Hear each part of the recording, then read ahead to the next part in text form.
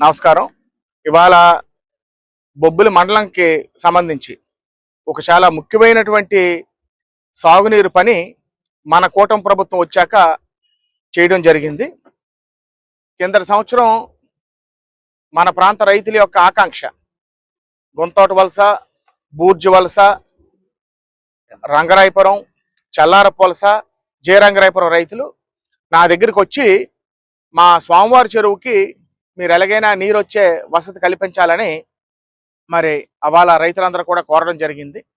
వర్షాకాలం అయిపోయి సంక్రాంతి అయిన వెంటనే భూములు ఖాళీ అయిన వెంటనే మన ఇరిగేషన్ జేఈ గారు సుధీర్ గారికి చెప్పి వెంటనే దాని యొక్క సాధ్యాసాధ్యాల గురించి అన్వేషించాలని చెప్తే ఇంచుమించు మండు టెండలో ఆ గ్రామ నాయకులు, మన కూటమి నాయకులు, మన పార్టీ నాయకులు, అదేవిధంగా ఇరిగేషన్ శాఖ వారు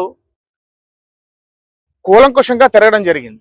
మొత్తం ఏరియా అంతా కోటి చెరువు గెడ్డ తాలూకా క్యాచ్మెంట్ ఏరియా కొండంచి నుంచి పూర్తిగా సర్వే చేసుకొని వచ్చి ఒక కొలిక్కి తీసుకొచ్చి ఇవాళ ఆ బట్టిని బాగు చేయడం జరిగింది. ఆ బట్టి పనులే హైవే దాటాక మన గుంటూరువలస గ్రామానికి చెందినటువంటి కమలపు చెరువుకి వెళ్లే లోపు ఇవాళ ఆ పనుల్ని సందర్శించడం జరిగింది. చాలా సంతోషంగా ఉంది. ఇవాళ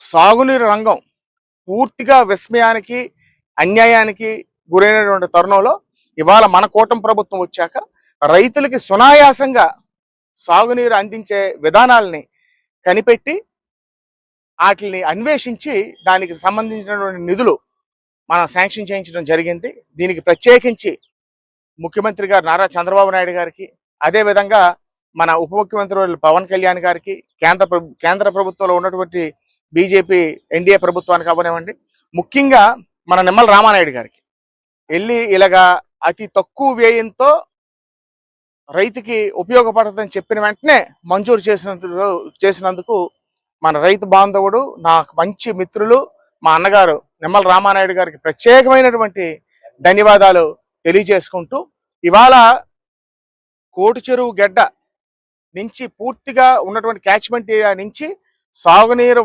వనరులకి, కనెక్టింగ్ గొలుసుకొట్టు చెరువులకి అందించే విధంగా మనం ఆ బట్టిని బాగు చేయడం జరిగింది. వచ్చే సంవత్సరం ఎలాగైనా మన టార్గెట్, నా ఆకాంక్ష వెంగళరాయ సాగరం తాలూకు నీరు ఈ గెడ్లోకి నింపితే ఇంకా సమృద్ధిగా, వర్షపు నీరుతోనే కాకుండా ఇంకా సమృద్ధిగా నీరు అందించడానికి అవకాశం ఉంటుందని మీకు అందరికీ కూడా తెలియజేసుకుంటున్నాను.